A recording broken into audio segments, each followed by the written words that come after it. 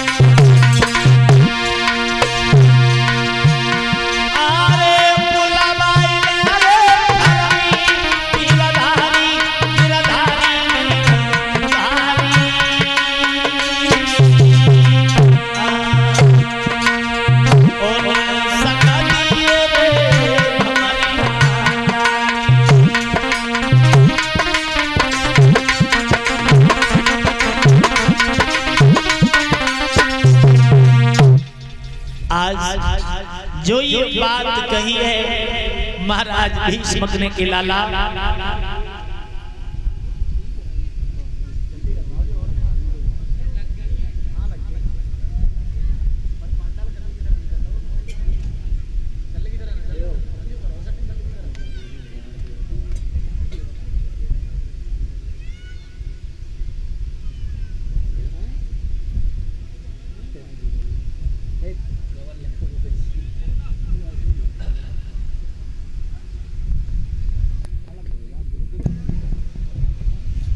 मेरे प्रिय सज्जनों,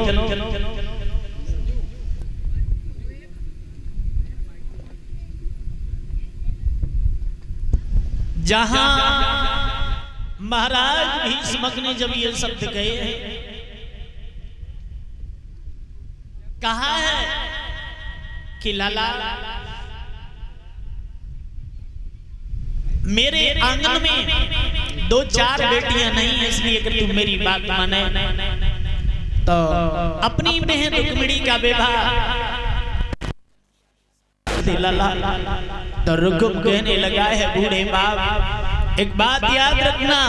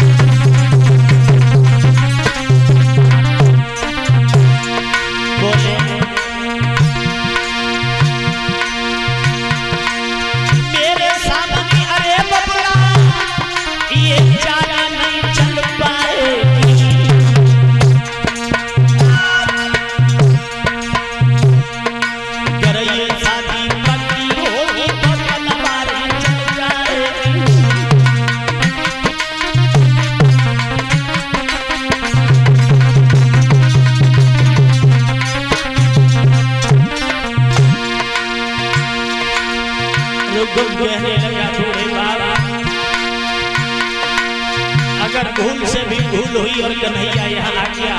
तो याद रखना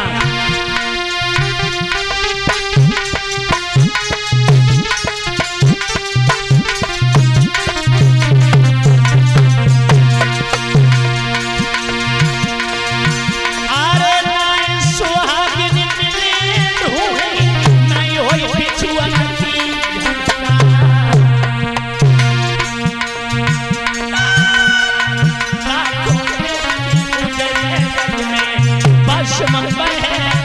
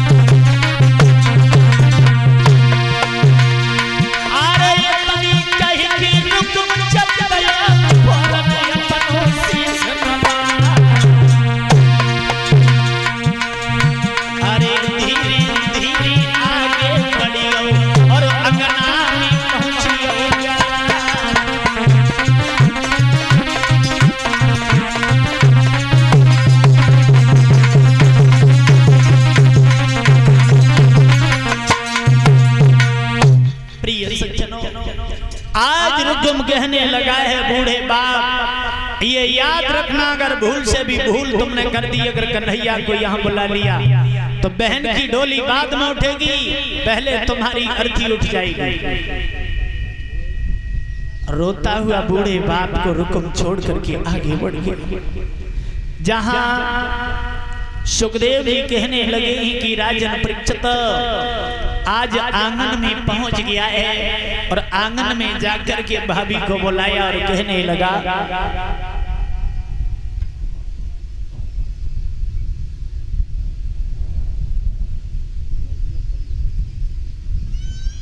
प्रिय सज्जनों, भाभी से कहने लगा है कि याद रखना पिताजी कन्हैया की तरफ झुक रहे और मैं चाहता हूं कि बहन का विवाह कन्हैया के साथ नहीं करूंगा। वो भी कहने लगी आप इतने नादान न बनो। बाद में आगे बढ़ गया और नाई और ब्राह्मण को बुलाया और कहने लगा सुनो, परिवार कन्हैया की तरफ झुक रहा है, लेकिन मैं नहीं चाहता कि बहन का विवाह कन्हैया के साथ हो। जाओ जाकर के चंदेरी में मेरे साले शिषपाल के लिए लगन और टीका चढ़ा के आओ। बाद में कहने लगा रुको, हम एक पत्र लिखे दे रहे हैं, इस पत्र को ले जाकर के हमारे साले को दे आना। पत्र लिखने लगा, कहने लगा है साले शिषपाल, तुमने अपनी बहन का विवाह हमारे साथ किया, उसके बदले में